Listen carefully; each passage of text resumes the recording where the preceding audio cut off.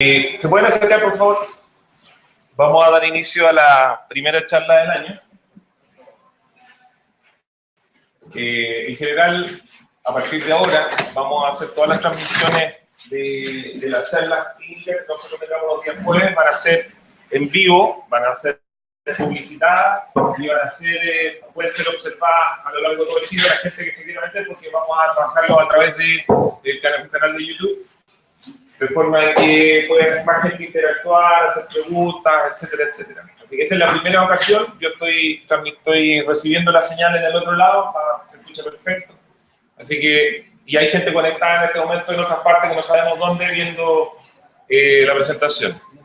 ¿Ya? En el día de hoy, el kinesiólogo Leopoldo Bianco va a hacer la primera presentación. Leo es magíster en Ciencias del Deporte y Kinesiología del Deporte en la Universidad de Lovaina, en Bélgica, profesor de Educación Física y tiene una vasta experiencia en lo que es Copa Davis, ha trabajado durante muchos años con el equipo de Copa Davis y es uno de los dueños también de los centros KPT y 110, centro del cual estamos transmitiendo la primera charla. Les invito entonces a la gente que empiece a participar. Ustedes como escuchas acá también diseminen la información. La idea es que participe la mayor cantidad de gente y estemos conectados en la medida que haya preguntas de poder responderla. Así que los invitado para todos los jueves a las 2 de la tarde. Perfecto. Buenas tardes. Como bien decía Víctor, esta es la primera charla del año 2015 y la idea es poder reforzar también algunos conceptos en relación a la metodología McKenzie, que es la principal metodología y en la carta distintiva que tenemos nosotros en relación al resto de los colegas. Voy a hacer una pequeña introducción para que lo internos tengan un concepto consciente del método McKenzie bien traído, porque nosotros los colegas ya lo conocen. Como bien puse ahí, el síndrome de disfunción en el hombro. El síndrome de disfunción es una patología. Aquí sí, como existe la fusitis, la tendinopatía, etc. Pero desde el punto de vista de McKenzie, de la metodología McKenzie, tiene otra clasificación que se aborda también diferente. MDT, fundamentalmente MDT es una sigla que abrevia la metodología McKenzie, que es terapia mecánica y diagnóstico, que es una alternativa real de tratamiento. A los alumnos les pregunto, ¿ustedes han escuchado de la metodología McKenzie? ¿Quién ha escuchado algo de la metodología McKenzie que no sea acá? Nada. ¿La universidad no le pasaron ni siquiera 5 minutos de metodología McKenzie? O sea, nosotros nos dieron una pincelada, digamos, de lo que era. Pero por lo mismo, como tenemos campus clínicos en tercer y cuarto, desde acá salió la idea y en la U fue como una exposición. ¿Y recuerdas algo de lo que hicieron en la U, fundamentalmente en la universidad?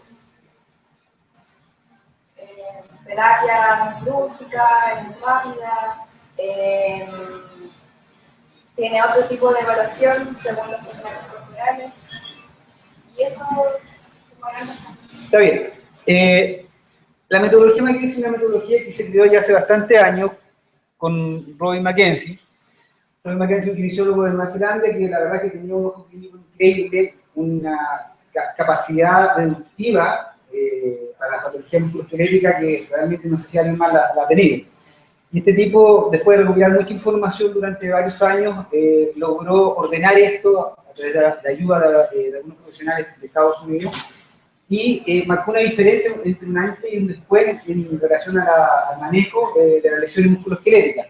Fue tal el nivel de éxito de este tipo que en el año 90, como dice ahí, fue honrado con la más alta distinción del Imperio Británico, fue oficialmente hecho o incorporado dentro de la orden al mérito, que es una, entre comillas, es un premio, es una distinción fundamentalmente que se la dan a personas que van más allá de un profesional común, como dice ahí, gracias a la contribución que él hizo en el área de la rehabilitación, siendo él de Nueva Zelanda, pero se lo dieron en Inglaterra.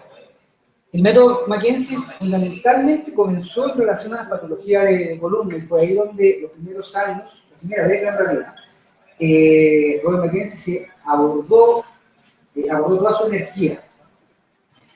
Muy posteriormente, ya cerca de la década del 90, empezaron a desarrollar el concepto de que esta misma metodología, esta misma filosofía, esta misma manera de pensar, se podía abordar en extremidades.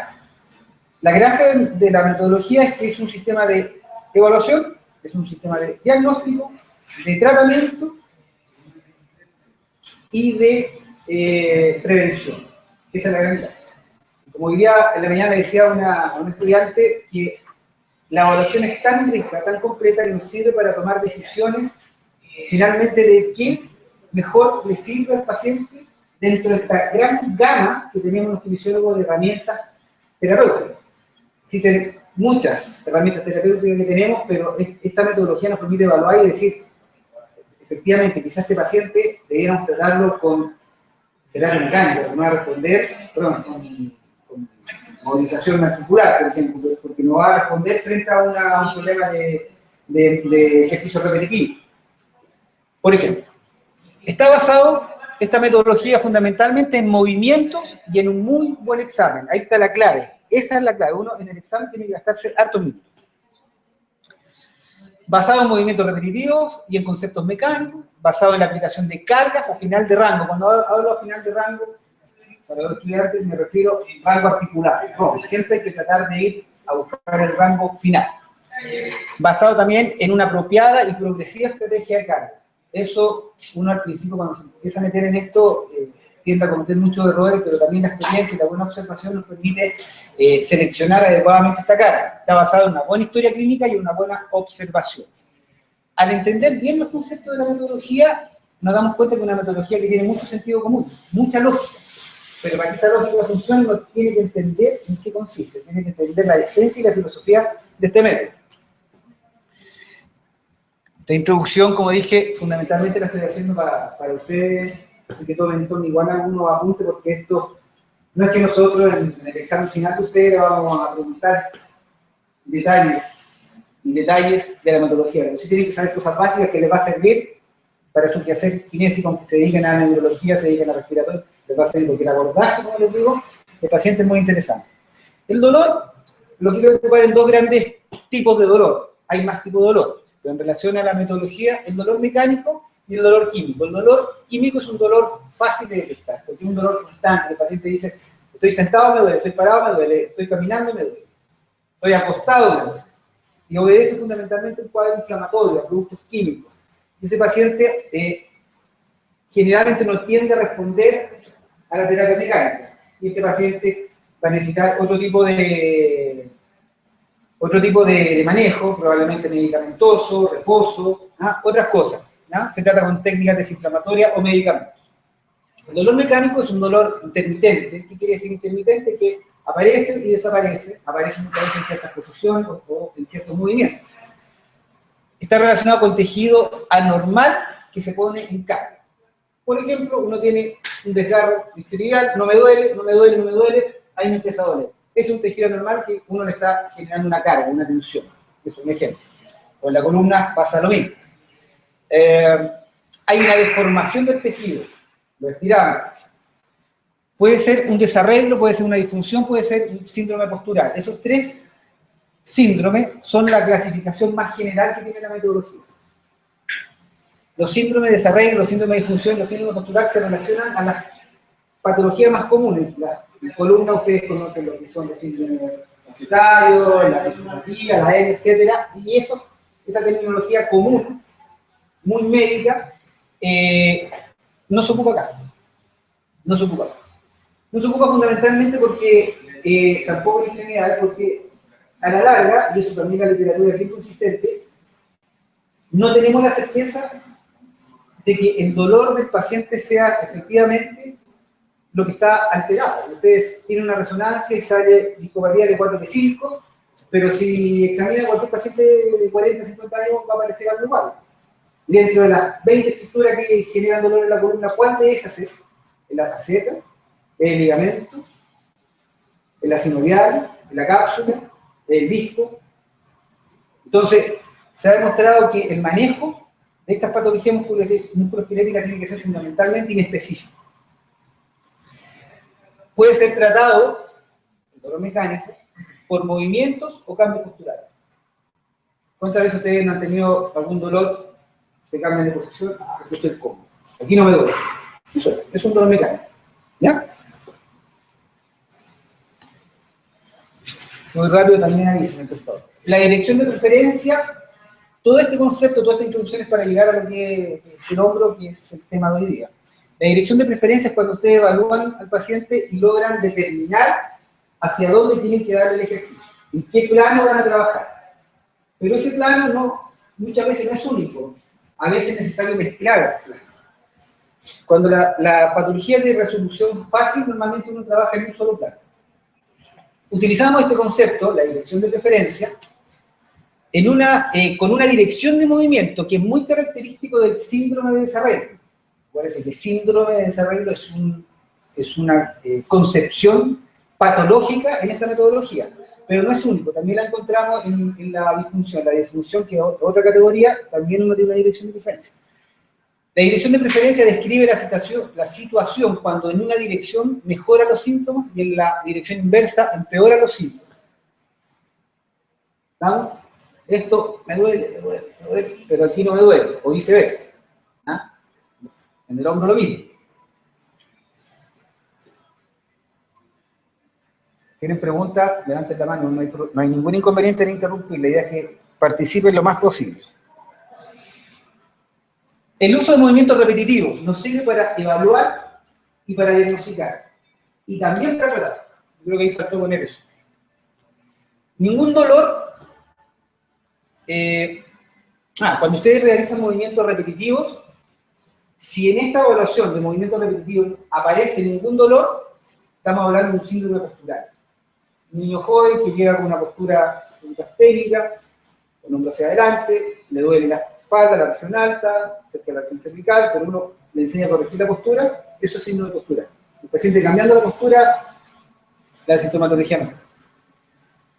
Ojo que en el hombro lo mismo. En el hombro hay mucha patología que se asocia con la mala postura. Anteriorización del hombro, rotación interna, etc. Si el dolor es producido al final de rango y no hay dolor después, estamos hablando de una disfunción articular. En la clasificación que hace esta metodología en relación al hombro, caben los tres síntomas: postural, disfunción y desarrollo.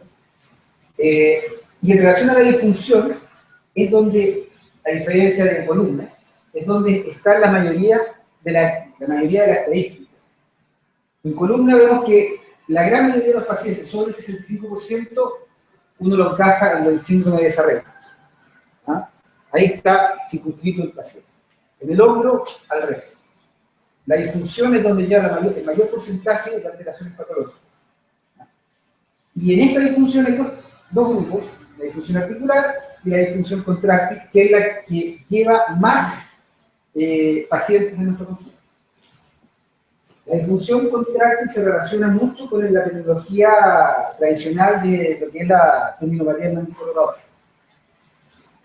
Si el dolor es producido por aplicar resistencia y no hay dolor después, hablamos de una disfunción contráctil. Si tienen alguna pregunta también, los colegas, por favor, abren la mano. Si hay aumento y disminución de síntomas en direcciones opuestas, dirección opuesta de síntomas, se habla de un síndrome de desarrollo. Ahí hay un concepto muy parecido a lo que pasa en columna. Si al hacer estos movimientos repetitivos hay dolor en todas las direcciones, hablamos de un dolor químico. ¿Está claro? Entonces tienen que saber lo que es un dolor químico, cuál es la diferencia entre un dolor químico y un dolor mecánico. ¿Ya?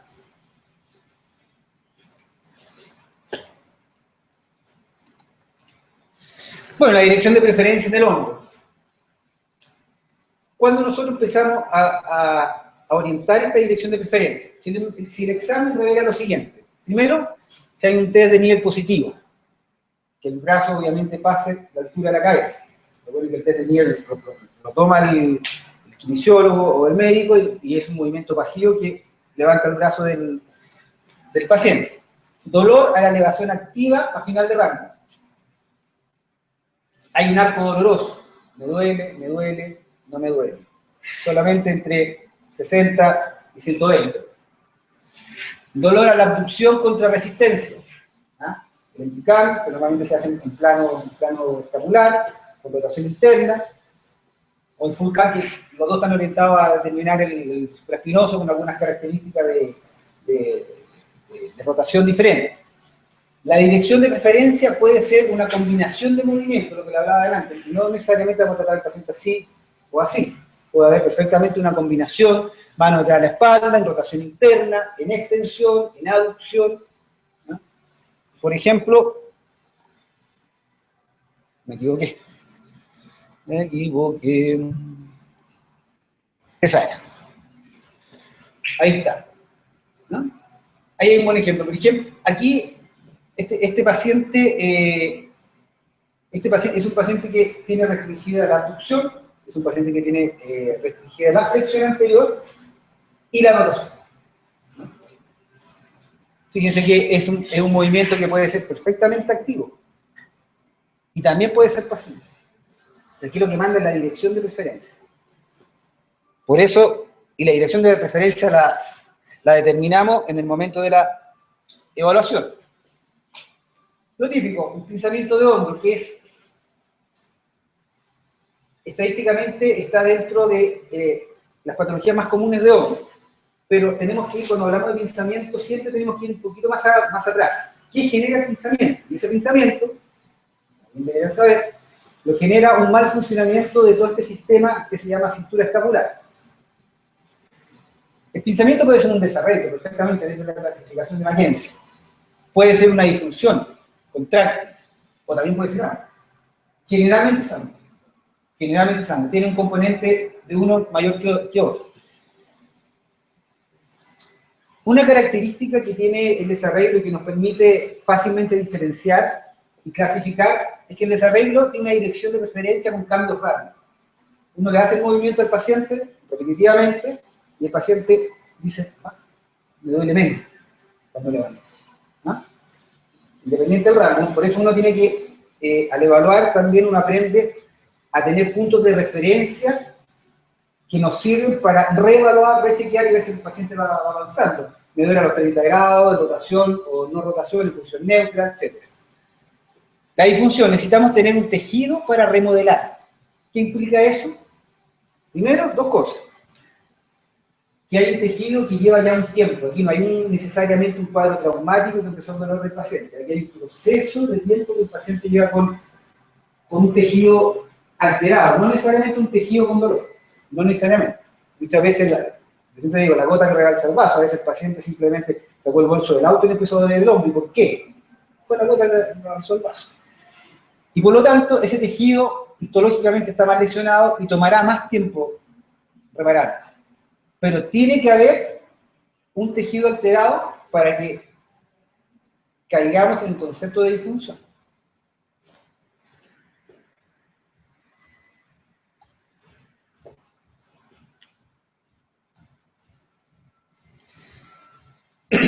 La disfunción contráctil, hay poca literatura en relación a esto, desgraciadamente. Se empezó a hablar ya en el año 96, 97, Mackenzie empezó a hablar de esto, y se dio cuenta que en muñeca, en codo, se empezó a dar cuenta que los mismos conceptos teóricos de observación, de evaluación que hacía en columna, lo adaptaba a extremidades y le resultaba. Ya en el año 2000, Mackenzie y May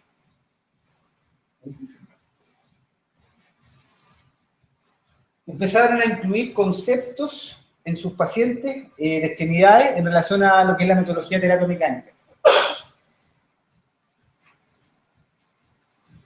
MDT es un sistema de clasificación que categoriza a los pacientes en síndromes mecánicos, no específicos. Esto está en relación a lo que hablamos al comienzo de la charla, ¿no? En el caso del hombro, hay un dolor, puede haber en la disfunción contráctil, un dolor provocado por un movimiento resistido, especialmente en rango medio. El paciente dice, cuando uno evalúa acá o acá, mira, todo esto no me duele, pero aquí me duele. y me duele. Esta es la característica de la disfunción contractil. El paciente, después que pasa ese punto, logra asumir. E idealmente, llega casi al final de rango. Se quedó.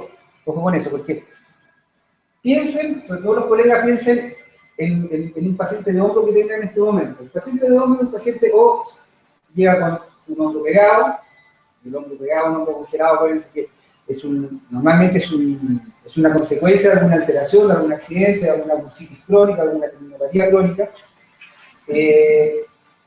o llega con una tendinopatía, un manguito rotador, y el paciente le dice, ¿sabes qué? Cada vez que levanto el brazo, o cada vez que me pongo el cinturón de seguridad, cada vez que dejo la cartera al lado del asiento, me duele. Muéstrame, le dice. El paciente, el grueso, logra levantar. Con dolor, pero logra levantar. Son muy pocos los que por dolor no logran levantar.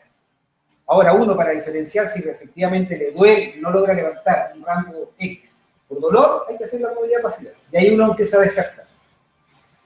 Entonces, una de las diferencias con la disfunción articular, este tema es importante para que puedan ustedes poder distinguir. En la disfunción articular hay un rango pasivo restringido con dolor al final de este rango. Por ejemplo, te duele al final.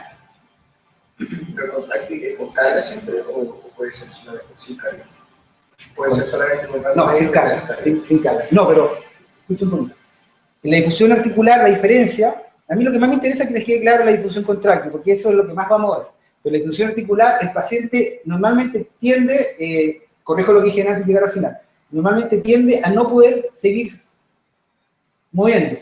No logra seguir moviendo.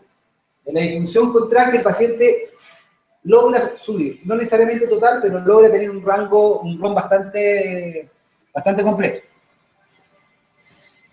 Dolor provocado por movimiento resistido, especialmente en rango medio. Ese es el concepto que se tienen que quedar.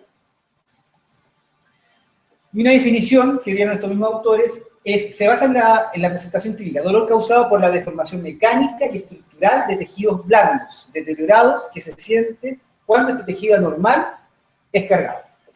Cargado significa que ustedes le exijan un movimiento determinado. Yo creo que la tuya era en relación a si era la movilidad que valor activo o si era más contrario que tal. ¿Eso era?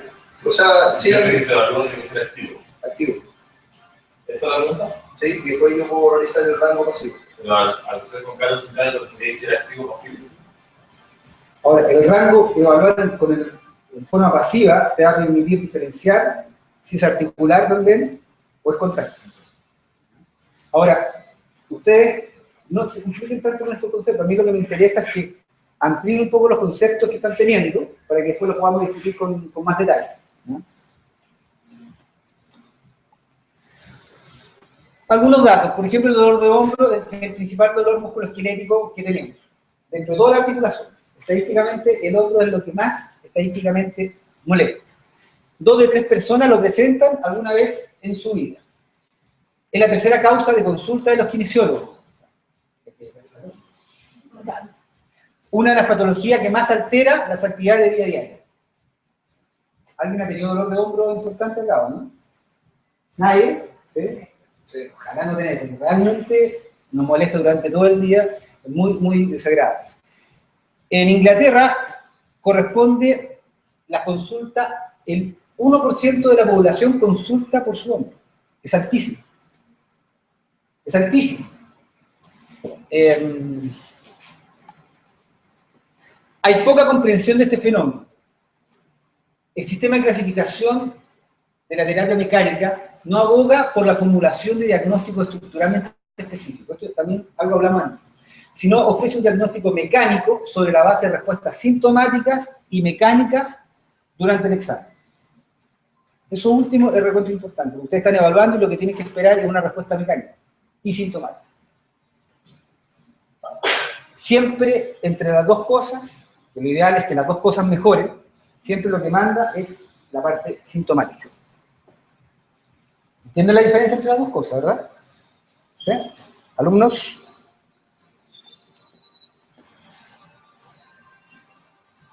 Antes de definir y diagnosticar mecánicamente, hay que excluir otra fuente de dolor. En el caso del hombro es muy común que haya algún componente cervical influyendo en esta patología. hay que excluir que el paciente tenga dolor en reposo, porque debiéramos relacionarlo inmediatamente con dolor químico, ¿verdad? Que el ROM esté conservado idealmente en gran parte, para que pueda tener características de una disfunción contráctil.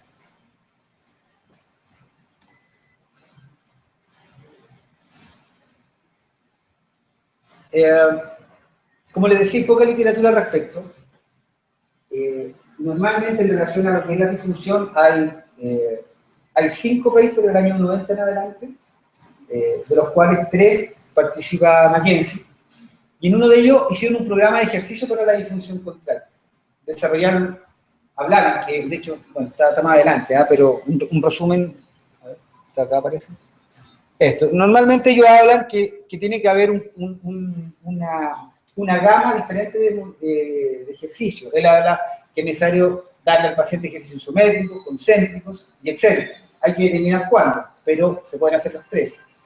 El ejercicio tiene que generar una carga. En el caso de la disfunción, al paciente le tiene que molestar cuando hace el ejercicio. Le tiene que molestar, pero no tiene que quedar peor que antes de hacer el ejercicio. Esa es la idea.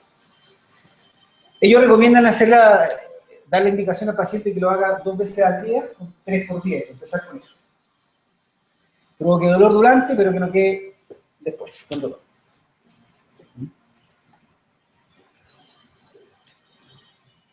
Dice ahí la tabla, ejercicio isométrico, resistencia. Después aumentamos el rango articular, de 30 pasamos a 80, entre 80 y 120, usando un peso liviano. Seguimos con aumento en los mismos rangos, entre 80 y 120 a la 6ª semana, aumentando la carga, aumentando las repeticiones, con pesas, con banda elástica, etc. Y a la 12ª semana, en teoría, el paciente ya debería estar de alta. La metodología Mackenzie, tanto para el hombro como para el resto de las articulaciones, columna igual, involucra mucho compromiso del paciente. El paciente tiene que estar comprometido porque uno le da la tarea. Si el paciente no la hace en la casa, no hace los ejercicios que son muy breves, no va a resultar. Porque darle estímulo solamente en la sesión de kinesiología no es suficiente. Eso. ¿Alguna pregunta? Sí, pero imagino que se pueda hacer, o visto que en muchas ocasiones sucede uno de tipo, articular junto con contráctil, al mismo tiempo, al misma articulación. ¿Con cuál tu parte, con qué puede estar primero la articular? El que el síntoma más simple. ¿50%? El síntoma simple no. El síntoma simple no, porque el síntoma va asociado a la restricción del movimiento. Claro, pero ¿qué pasa si la articular tiene más restricción del rango?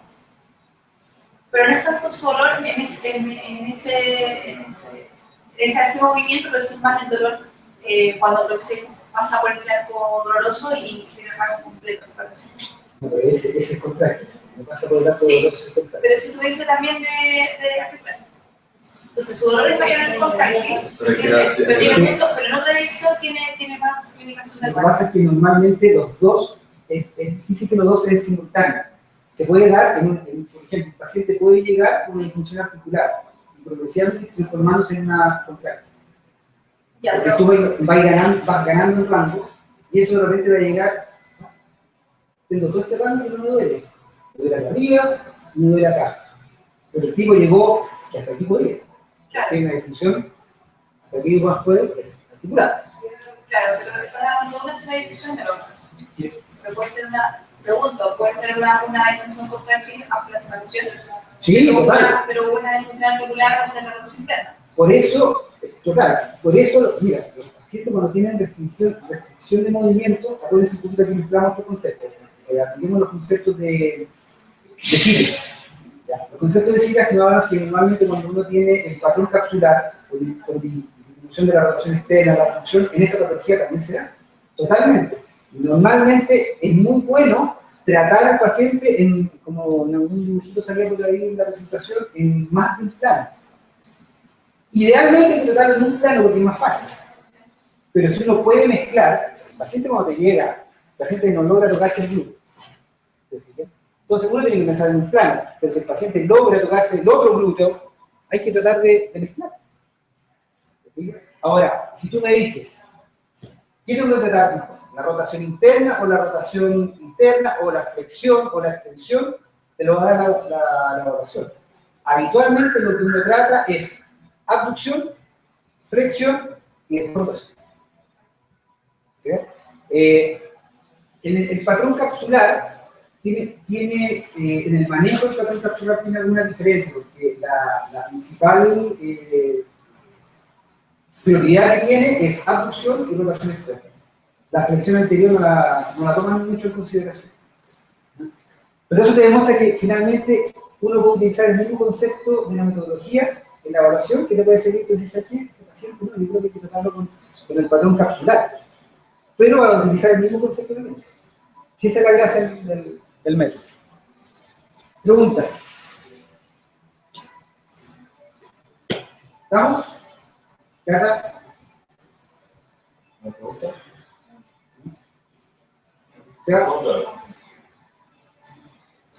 Ya, muchachos. Profesor Olivares, ¿tiene alguna pregunta?